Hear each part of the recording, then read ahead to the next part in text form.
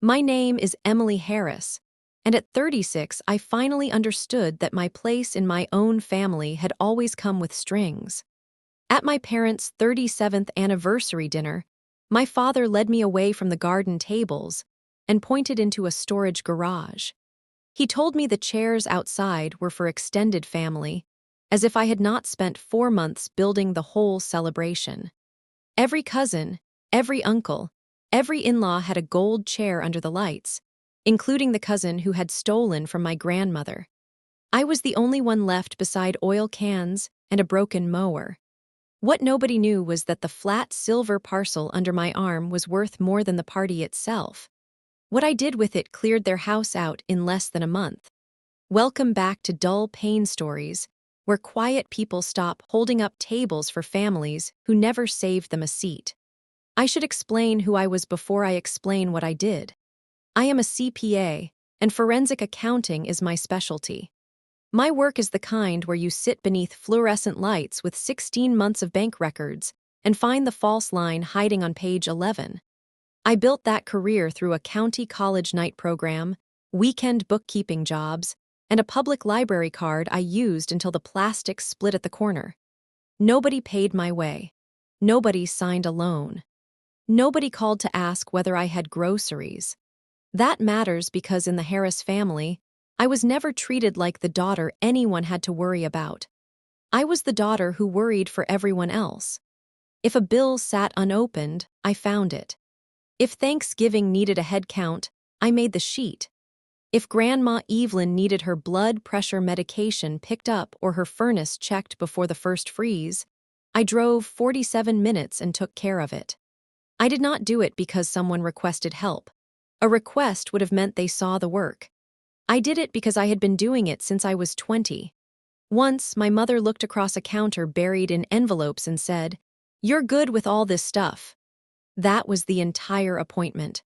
No title, no thanks, no pay, no discussion. Just a permanent assignment to the back office of a family that contacted me only when something broke. A counselor once told me that chronic overfunctioning can be trauma wearing a blazer. She meant it as a caution.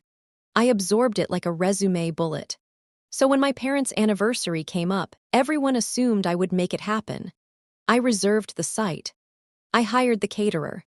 I arranged Grandma Evelyn's wheelchair van. I handled the place cards, the music, the napkins, the exact shade of ivory my mother insisted was not cream. I simply did not realize I was also arranging the room where they intended to put me. The party had been my mother's dream. Susan Harris adored milestones because they looked good from the road. It was not the marriage itself she wanted people to admire. It was the proof that the marriage had produced something respectable. 37 years, 2 adult children, a gray colonial with black shutters, a porch full of hanging baskets, and a hallway of framed family portraits that could make a greeting card company jealous. In May, 4 months before the September date, she called and said, "It needs to look polished. Gold chairs, not silver, real cloth napkins, and tell the photographer to get the front porch in the background." She did not say please, she did not say thank you. She said tell and make sure, which in our house meant Emily will do it. I opened a planning folder that night. Venue prices, menu options, a seating chart in Excel with allergies, mobility needs, and who could not sit near whom. I spent 12 evenings arranging it. At the same time, I began preparing the gift. That gift had been in my mind for almost 3 years. It required 2 calls to a photo restoration studio in Knoxville, 1 awkward conversation with an archive paper supplier, and another with a framing shop that did museum-quality work. My parents owned 1 photograph from their wedding day. It was an old instant print, faded almost yellow, cracked through my father's shoulder, and taped for decades to the inside of a pantry door. I had it scanned, repaired inch by inch, printed on cotton paper, and fitted into a handmade cherrywood frame. Inside the thin silver-wrapped folder beneath the photograph, I tucked something else. I will get to those papers later. For now, understand this. The parcel on the passenger seat when I drove to the party was the most expensive most personal, most carefully assembled thing I had ever made for two people who had never once asked what I wanted for Christmas. A normal Tuesday in the Harris family looked like this. At 7:08 in the morning, I texted my younger brother, Jason. He was 33 and had the charm of a golden retriever with none of the dependability. I reminded him that Aunt Nancy's birthday was that afternoon. He did not answer. At 7:52, I checked the Harris family group chat to confirm Grandma Evelyn's podiatry appointment for Friday. I was the admin because, at some point, I had become the admin of everything. There had been no vote. I posted one calendar link in 2011, and the position hardened around me like concrete. At 9:20, I called the hall to confirm the final September payment. At 11:15, I emailed the caterer about my father's walnut allergy, which he always denied having until my mother corrected him with a sigh. At 2:05, Susan called. She skipped hello and opened with, "The florist needs an answer about the arch." "Already sent it," I said. "Fine. Also, your father wants shrimp skewers. He can't have walnuts or shellfish on the same menu. You remember what happened at Russell's retirement dinner." There was a pause. Then came the line she had used on me my entire life. "You always understand, Emily." 4 words, and for years they passed as praise. But if you turned them over, you could see the hook. "You always understand" meant you will not object. It meant I do not owe you an explanation. It meant you are the easiest person to disappoint, so I will keep choosing you. By 5 that evening, I had managed a vendor, corrected a menu hazard, confirmed a medical appointment, and reminded a grown man about a birthday he had known about since childhood. None of that appeared in my employment contract. All of it had become part of my bloodstream. The Harris family ran on Emily, and Emily ran on the belief that if she ever stopped, the whole thing would collapse. I was about to find out whether that belief was true. My father, Frank Harris, was 65 and had never walked into a room without measuring the crowd. Not from anxiety, from appetite. Frank needed witnesses. He coached youth baseball for 8 seasons even though Jason quit after the third. He ran for the school board twice, lost twice, and still described himself as community involved. At his retirement dinner from the records office, he spoke for 18 minutes without glancing at a note. My father did not fear a microphone. He feared a room that did not turn toward him. My mother was built differently. Susan had grown up in the kind of poverty that leaves a person counting rolls of paper towels. 9 people in a narrow house in the mountains, second-hand shoes, winter coats passed down until the zippers gave out. She carried that scarcity into love. In her private accounting, affection was limited capital. You invested it where the return was best. Jason was the return. Handsome, social, liked instantly by strangers. I was the infrastructure. Nobody applauds infrastructure, they expect it to hold. Jason had never planned a birthday dinner, paid a caterer, renewed a registration for anyone but himself, or taken Grandma Evelyn to a doctor. He never had to. He arrived late, hugged everyone, and got handed the good plate. Then there was Ryan Keller, my mother's nephew. He was 30, worked now and then when the job suited him, and owned a record that included pawning Grandma Evelyn's pearl earrings while she was in rehab after knee surgery. Aunt Paula cried until Susan agreed to forgive him. Susan announced family forgives family. Ryan sat at Easter that year 4 seats from the grandmother he had robbed, eating her deviled eggs and asking whether there were more. Nobody flinched. That was our structure. Frank required an audience. Susan spent love where it paid. Jason collected interest. Ryan received pardons. I received the password spreadsheet. There was a cottage on Lake Briar, a little more than an hour and a half west of my apartment. It had belonged to my grandfather, Walter Harris, before he died in 2013. Cedar walls, a stone fireplace that leaned just enough to seem alive, and a dock that groaned in the evenings in a rhythm that sounded like music if you were 10 and did not yet understand rot. Every decent Harris memory had passed through that cottage. Independence Day with sparklers over the water. Thanksgiving with the windows fogged from Evelyn's cornbread. Christmas mornings when the lake sat hard and gray beyond the tree. After Walter died, the cottage went to Frank and Evelyn together, then practically to Frank when Evelyn moved into assisted living. Practically, because my father forgot the one instruction Walter had repeated for years: pay the property taxes. By 2018, the cottage was 4 years behind. The county had sent 3 notices. Frank tossed them. In 2019, a tax lien warning arrived. I found it under a stack of pizza coupons in the recycling bin. I did not ask permission, because permission in my family always arrived after the emergency had already become expensive. I called the assessor, arranged a payment schedule, and over 5 years paid the full balance, the penalties, and the special septic charge. $13,250, all from my own account, sent in quarterly payments. I saved every receipt. I mailed Frank certified notices after each payment detailing what had been covered. The envelopes came back or sat unsigned. Susan signed 2 green cards. Neither of them mentioned it. I did not bring it up because nobody asked, and in my family, silence had always been treated as the same thing as consent. The cottage stayed open. The dock kept singing. Every Christmas, Frank stood beside the fireplace and told the same story about Walter hauling stone by hand. He never said who had kept the county from taking the place. I carried that fact quietly, like a folded deed in the back of a drawer, waiting for the day it mattered. On the Thursday before the party, I sat at my kitchen table and assembled the last pieces of the silver folder. The restored photograph, brightened and repaired, mounted on archival backing. The paid-in-full tax certificate for the cottage, copies of every canceled check, copies of the certified mail receipts, the 2 cards with Susan's signature, a handwritten note. The note said, 37 years of the Harris family, here are 37 more. The cottage is clear, safe, and yours. Love, Emily.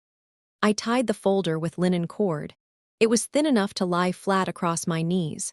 For a moment I held it and tried to picture my father's face when he opened it. Not the public face. Not the smirk. The other one, the one I had seen only twice.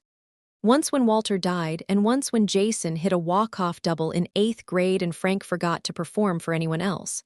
The soft face. The face that meant, I see you. I thought maybe this would bring it out.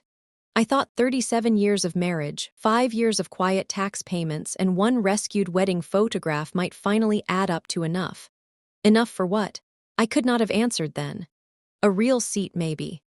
An introduction that was more than, this is Emily, she's the organized one. A moment in which my name was not followed by an assignment.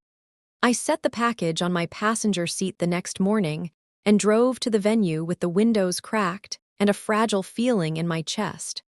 Hope. The kind of hope that floats on top of 16 years of evidence as if evidence has no weight.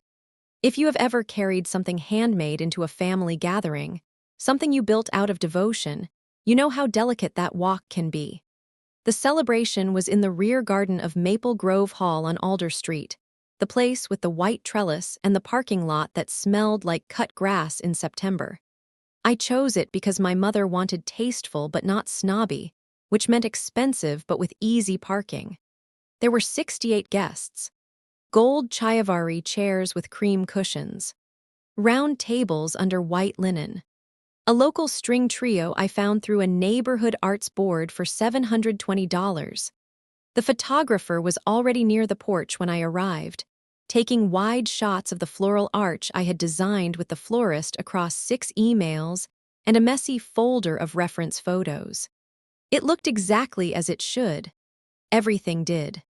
I carried the silver gift through the side gate, past the drink station, past the catering tent, past the guest book table I had arranged the night before. Every detail I had touched was working. Near the entrance, the seating chart sat on an easel. I stopped to check it out of habit. Table 1, Frank, Susan, Jason, Aunt Paula, Uncle Russell, Grandma Evelyn. Table 2, the Kellers, including Ryan. Tables 3 through 9, neighbors, church friends, former coworkers, cousins. My finger moved down the cards. Table 3, Table 4, Table 5, 6, 7. I checked the back row, the overflow seats by the trellis, even the small table intended for children who had not yet arrived. My name was nowhere. I checked again, because that is what you do when reality offers you something too clear to accept. I stood with the silver parcel tucked against my ribs, the photographer clicking somewhere behind me, the string trio tuning 25 feet away, and a seating chart I had created that had somehow erased me. Then my father came over. He smiled at me the way someone smiles at a florist delivering centerpieces, and he nodded toward the garage. The garage attached to the hall through a narrow, covered walkway that smelled of damp concrete and machine oil. It was not event space. It was storage. Folding tables leaned against one wall. Orange cones were stacked near a workbench. A riding mower with one flat tire sat under a tarp. Frank walked me there as though the arrangement were ordinary. His hand hovered at my back, not quite touching, guiding without appearing to push. Inside the garage was one chair, white plastic. The folding kind with metal legs that bite the back of your thighs if you shift wrong.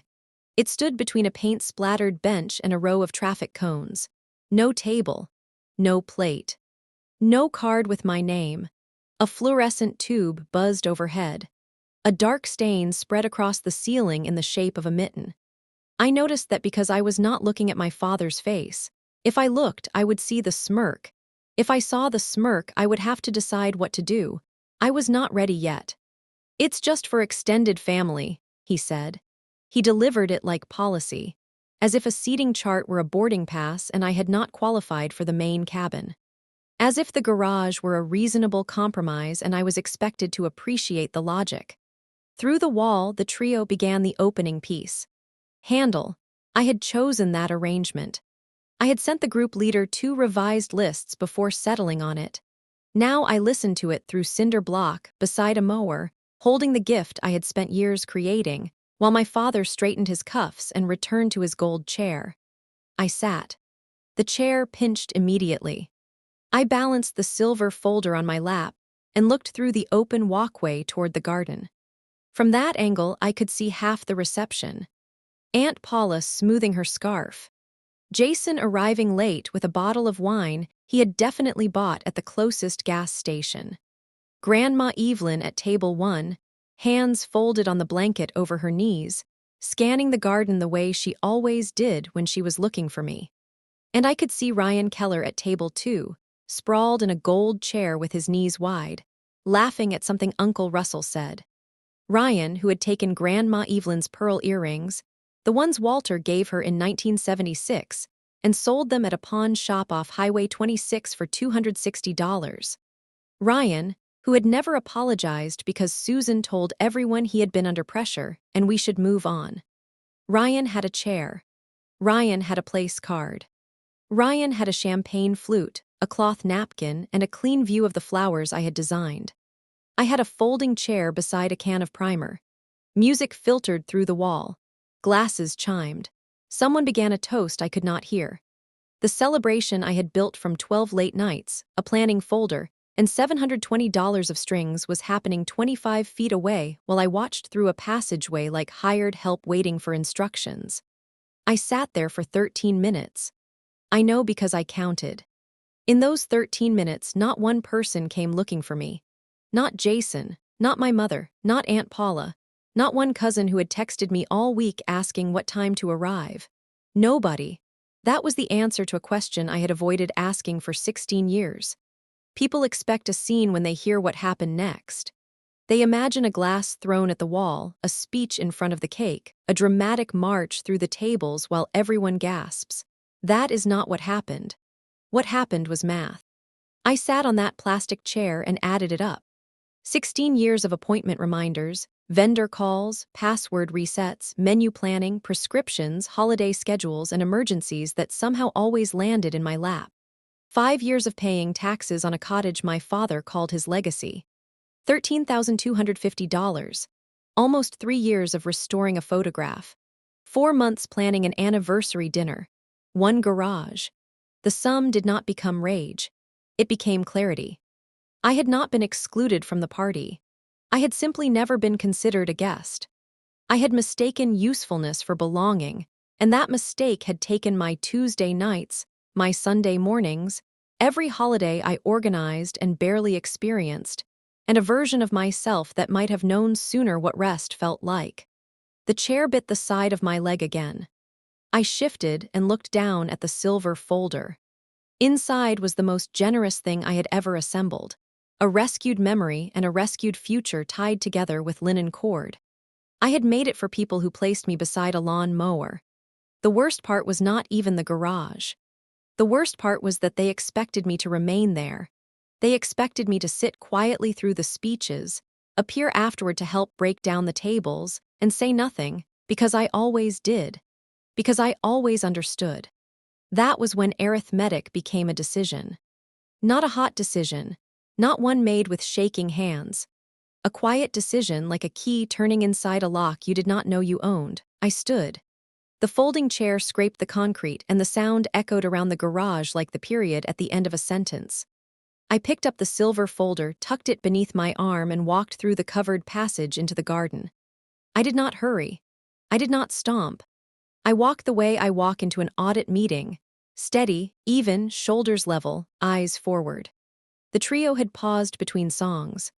The garden held that loose murmur of people mid-conversation, nobody focused on anything yet. I crossed the edge of the seating area. Susan noticed first. She always noticed motion before people. Frank looked up from his chair. Jason stopped laughing. I walked past table 1. Past table 2 where Ryan was tearing apart a shrimp skewer with his fingers. Past the guest book I had arranged. Past the floral arch. Past the bar, toward the gate. I did not stop. Behind me my mother's chair scraped. Her heels clicked across the flagstone. "Emily," I kept walking. "Emily, wait, don't make a spectacle in front of everyone." At the gate, I turned. She was 3 steps behind me, wearing the expression she used when someone threatened to embarrass her at church. Half smile, tight eyes, palms raised as if calming a frightened animal. "You always understand, Emily," she said. She said it like a code word. Like the phrase that had always made me lower my voice, fold my anger, and return to my post. I lifted the silver package so she could see it. Then I said, "Extend this." I turned and walked to my car. She did not follow. That night, I sat on my sofa with a glass of water on the coffee table and my phone face down beside me. I did not want to check it. So of course I checked it. The Harris family group chat had 53 new messages. I skimmed past the visible noise. Beautiful night, happy anniversary, blurry cake photo, heart emojis. Underneath, I found a side conversation from 7 days earlier that had been buried under the main thread. I had missed it because my phone sorted admin notifications into a separate tab, and I had not opened that tab all week. The thread began with my mother, seating update. "Emily can be in the side space. She won't care. She'll probably be running around anyway." Frank replied, "Put her in the garage, more room for the Wagners." Jason sent a laughing emoji and wrote, "She'll get it lol." Ryan wrote nothing. He did not need to. The conversation went on for 8 more messages. Whether to tell me ahead of time. No, because I would make it difficult. Whether they needed a table in there. No, just a chair. Susan added that I would be busy handling the caterer and might not even notice until late. 8 messages. 7 days. A plan to put me in a garage, discussed openly in a chat I managed. Nobody deleted it because nobody imagined I would matter enough to check. I read it once. Then again. I did not screenshot it. I did not need evidence. I was not preparing a case. I was reading a fact that had finally been put in plain language. The family I had operated for 16 years had not seen me as a member. They had written it down carelessly because it was never meant for my eyes, and my eyes had never been part of their consideration. I put the phone down. I drank the water. I went to bed. The next morning I made coffee and opened a blank spreadsheet, old reflex. The headers were simple: task, frequency, last completed, replacement, status. I listed everything I did for the Harris family. Grandma Evelyn's medical coordination, doctors, prescriptions, insurance calls, transportation. Family calendar, birthdays, anniversaries, school events, surgeries, RSVPs. Holidays, menus, seating, shopping, cooking assignments. Travel logistics. The lake cottage, taxes, maintenance calls, winterization, repair contacts, insurance paperwork. My parents' household overflow. Susan's forgotten bills, Frank's ignored prescription refills, warranty claims, appliance service appointments. Jason's life administration. Dentist reminders, car registration, online account passwords. The health insurance form he said was too confusing. Event planning. Every dinner, party, graduation, and memorial meal since 2011. The list reached 44 recurring tasks. 44 things that had never been assigned, paid, named, or thanked. I looked at the sheet the way I look at a balance statement when the client insists the math is fine and the numbers say otherwise. Numbers have never cared about family myths. I was not going to slam a door. I was not going to publish a speech or send a 10-paragraph explanation. I was going to do something smaller and more devastating. I was going to stop. Not with fireworks, not with an announcement.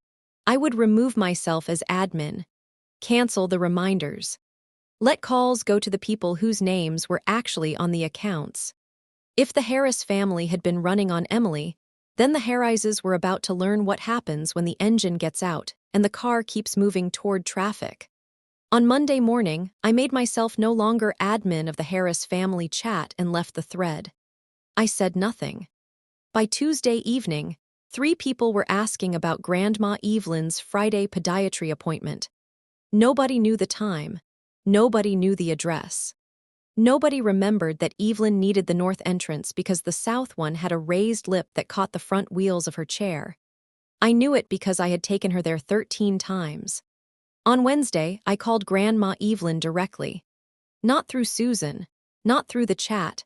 I told her I would still visit. I told her I loved her. I told her I was stepping back from managing family logistics, and if she needed me personally, she could call, but scheduling would now have to run through Frank or Susan. She stayed quiet for a breath. Then she said, "I wondered how long it would take you to see it." She did not beg me to return. She did not scold me. She told me Walter used to say the post carrying the most fence wire is always the last one anyone paints.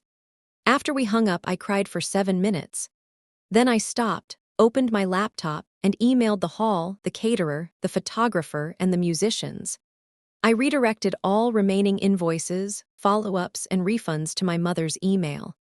One vendor after another, I wrote the same sentence. I am no longer the point of contact. Most of them hesitated.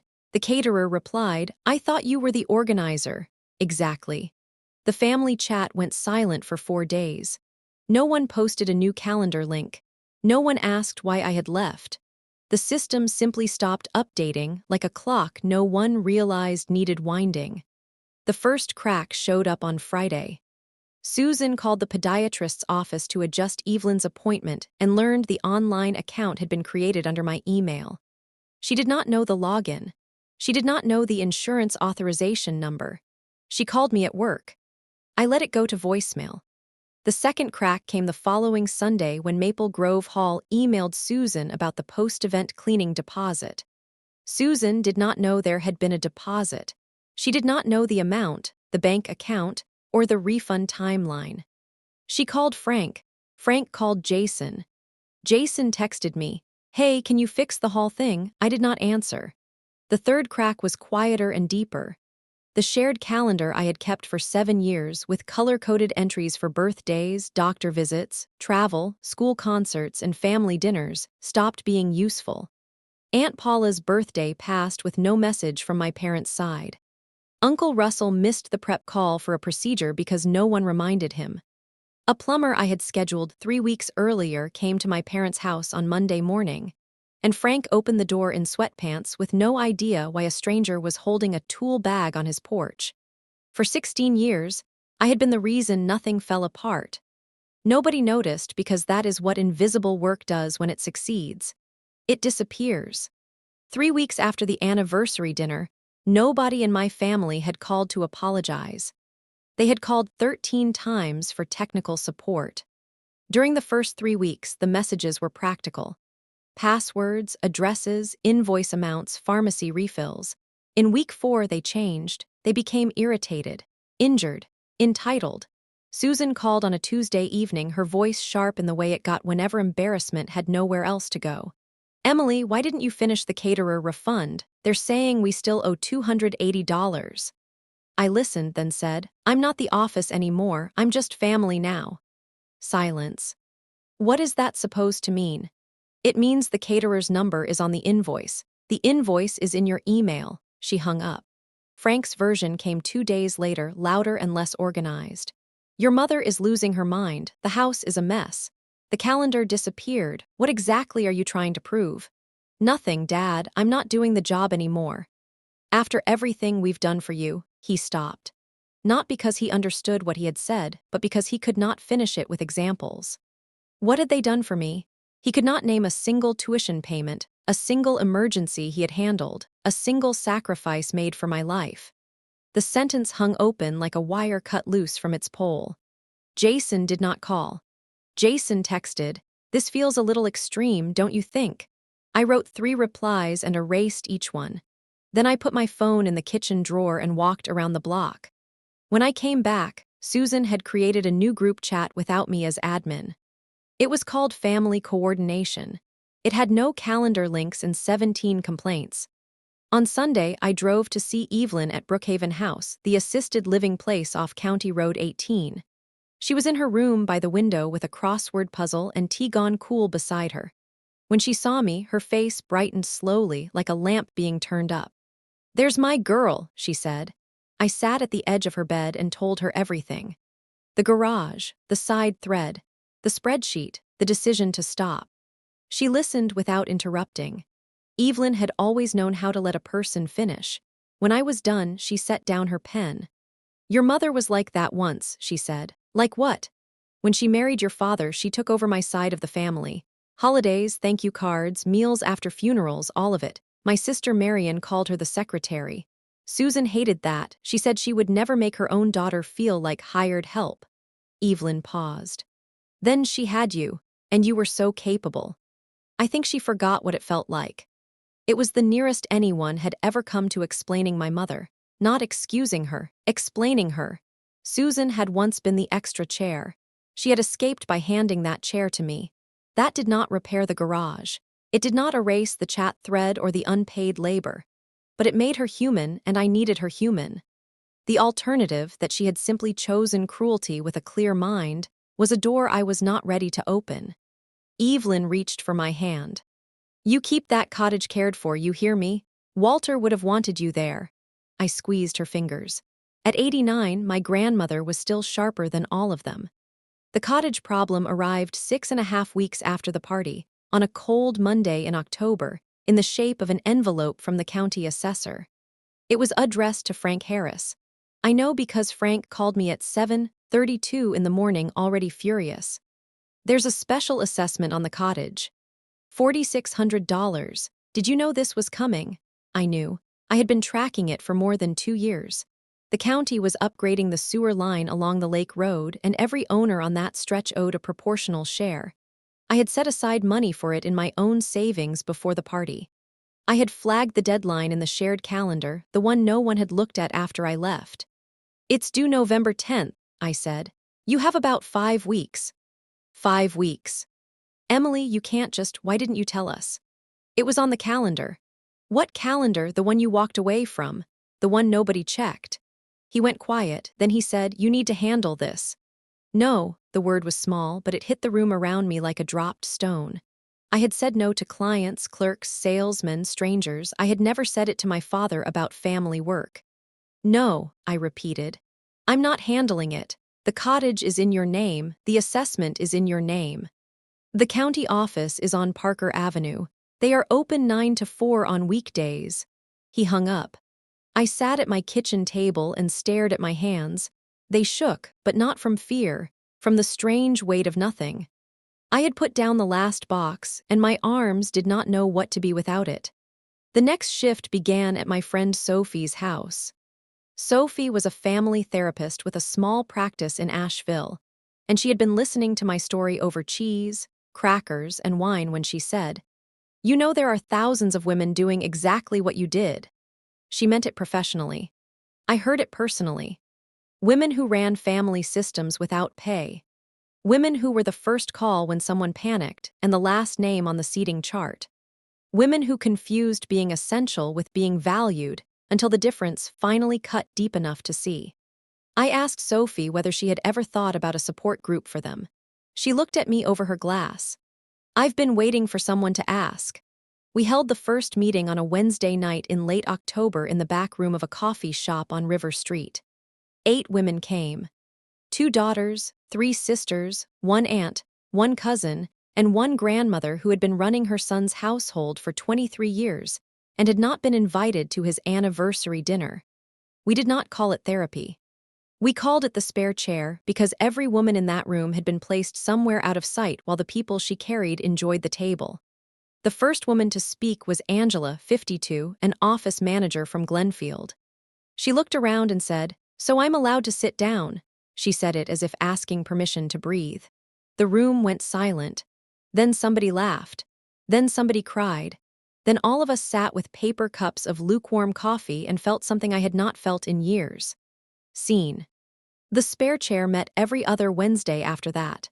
By January, we had 21 members and a waiting list. Susan's campaign began in early December. She did not call. She wrote a letter on thick ivory stationery, the kind she used for sympathy notes to church friends. "Dear Emily, I don't understand what has happened to you. You have always been the strong one, the one who keeps this family steady. Since you stepped back, everything has become so difficult. Your father won't admit it, but he's struggling. Jason can't manage the schedule. Nobody knows how to arrange Grandma's appointments. You are breaking this family apart, and I do not believe that is who you are. Love, Mom." It was the longest thing she had written to me in my adult life, and every sentence was a job posting dressed as affection. She did not ask how I felt. She did not mention the garage. She did not apologize. She said things were difficult, which meant the machine had stopped working. She meant come back and be the machine. Frank chose a louder path. He came to my office on a Thursday afternoon, stood near reception, and said loudly enough for my assistant to hear, "After everything we gave you, this is how you pay us back." I walked him outside to the parking lot. "What did you give me, Dad?" He opened his mouth, closed it, tried again. "We raised you. You raised me to run your household. That is not the same thing." He left without another word. I went back inside, shut my office door, and sat still for 12 minutes. What they called breaking the family apart was simple. I stopped doing unpaid labor. That was all. A boundary feels like an attack to people who experienced your service as love, especially when they never return the love. By late December, my absence had become visible to the extended family. Aunt Paula asked my mother why no one had sent the holiday coordination email. Uncle Russell's wife, Teresa, called Susan because Evelyn's winter appointments were not appearing in the shared system. The shared system no longer existed. Teresa did not know that. Nobody had explained it because no one had figured out how to explain it without admitting one person had been running everything. Jason tried. I will give him that. He opened a new online calendar, invited everyone, and added 7 entries. Christmas, New Year's Day, his own birthday, 2 items labeled figure out, 1 reminder to call Grandma with no phone number, and a recurring event that said family stuff. It lasted 11 days. On day 12, he scheduled a dentist appointment over Christmas lunch and texted the group, "Can somebody else take this? I'm buried." He had managed it for 11 days. I had managed it for 16 years. Ryan reappeared too.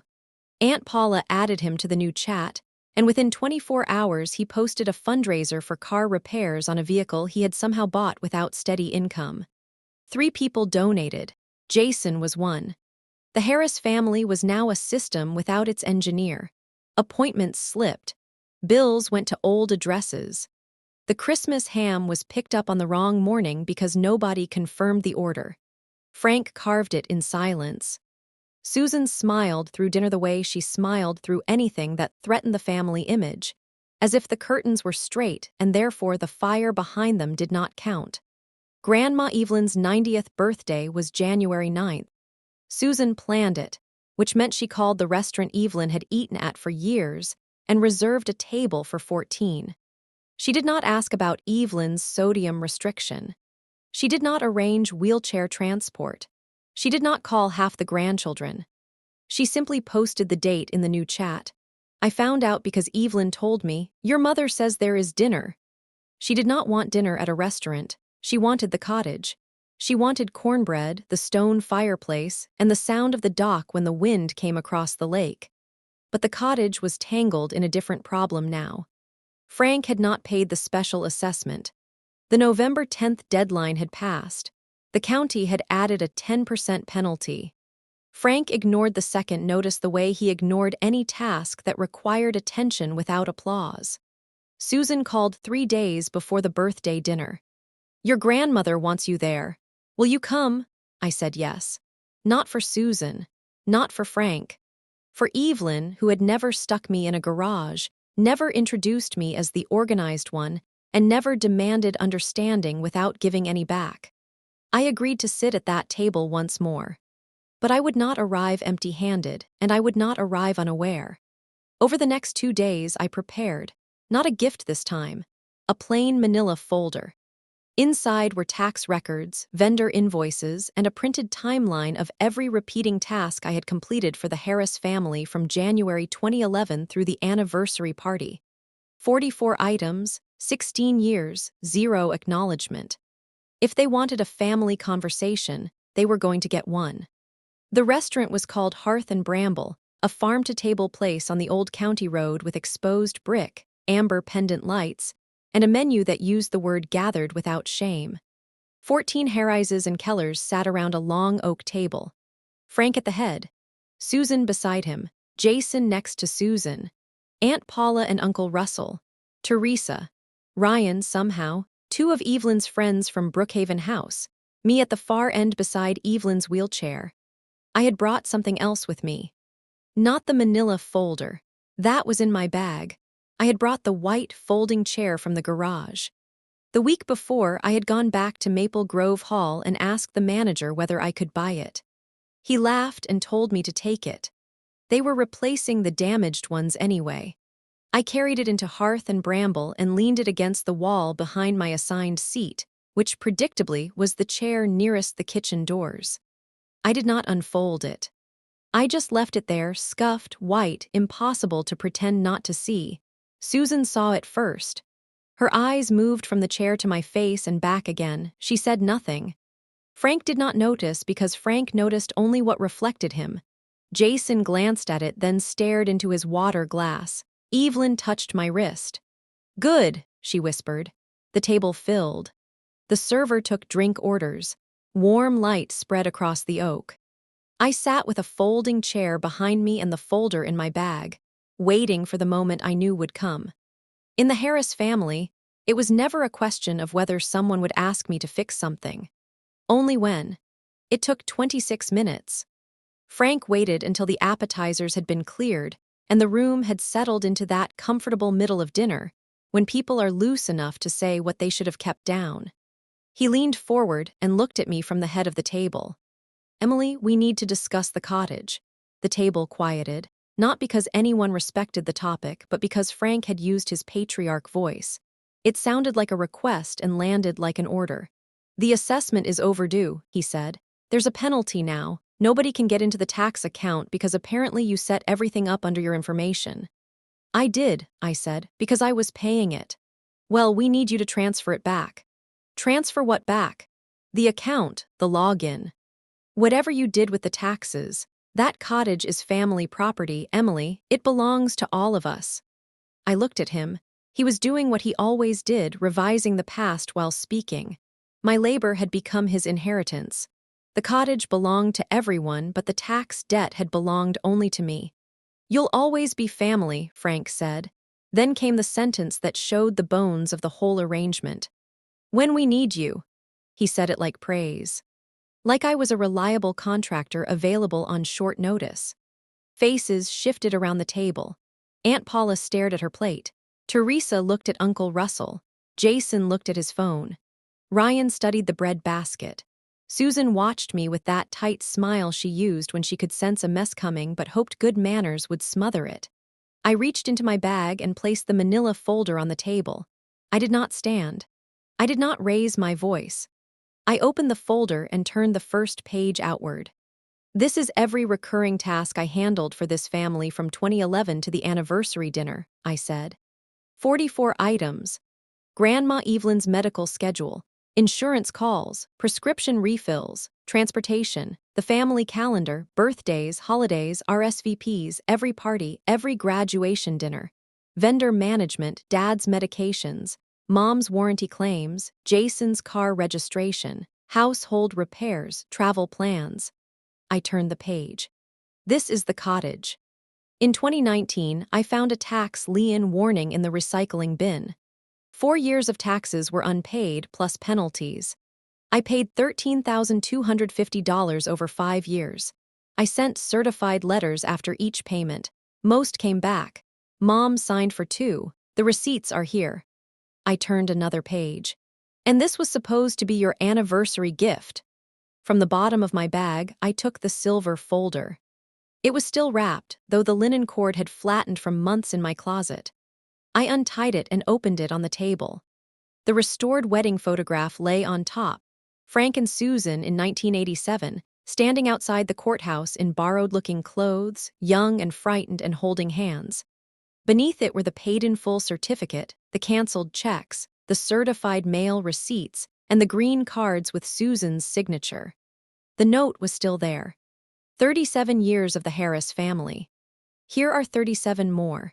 The cottage is clear, safe, and yours. Love, Emily. No one spoke.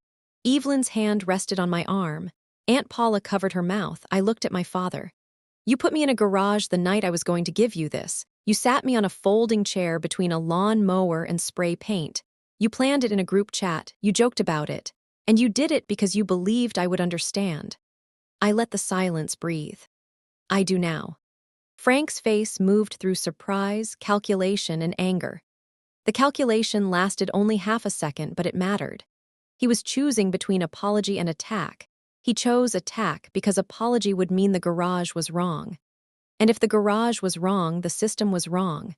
And the system was him. You're twisting this, he said, voice rising. You were helping with setup, that's what you do. Nobody put you there to punish you. You were in the garage because the extra chairs were there and you always pitch in. There was one chair, Dad, and you smirked. His neck reddened. This is why you make everything personal, everything becomes about you. I spent 37 years building this family and you want to blow it apart over a chair. I did not lift my voice. I did not need to. You did not build it. I did. You attended. The table flinched. Frank stood so fast his chair scraped the floor. Susan began to cry. Not surprised crying, prepared crying. Tears arranged to pull the room toward her.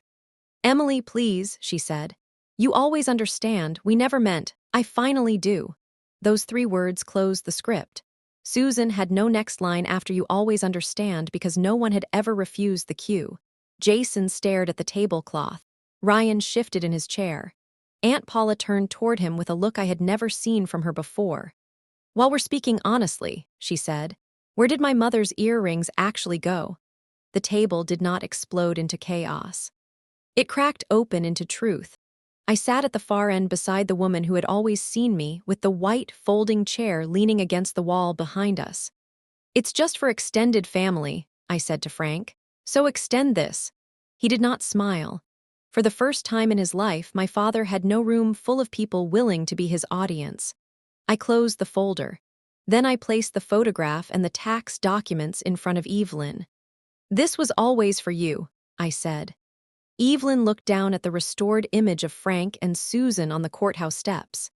She traced the edge of the frame with one finger, the way someone touches a piece of time she can still feel. Then she looked up at me. Walter would have seated you at the head of the table. I stood, not angry, not victorious, steady the same way I had walked out of the garage months earlier. Only this time I was not carrying a secret. I was setting one down. I'm not disappearing, I said to the table. I'm not cutting everyone off. I'm going home to my own table. I looked at my mother. If you want a relationship with me, it starts with my name on a real chair, not a task list, not a job title, my name. Susan did not answer. Frank did not answer. Jason looked as if he wanted to speak and had no language for it. Evelyn unlocked her wheelchair brakes and I pushed her away from the table. Nobody stopped us. Outside, the air was cold enough to sharpen every breath. The parking lot smelled of pine mulch and exhaust. I folded Evelyn's chair into the back of my SUV and helped her into the passenger seat. She buckled herself in and said, "I'd like cornbread tomorrow." "I'll make cornbread tomorrow."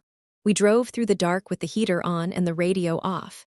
Evelyn hummed a tune I did not recognize, maybe one of Walter's old songs. The white folding chair stayed inside hearth and bramble, leaning against the wall. I did not need it anymore.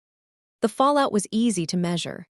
Within 16 days, Susan hired a part-time care coordinator for Evelyn at $1,600 a month.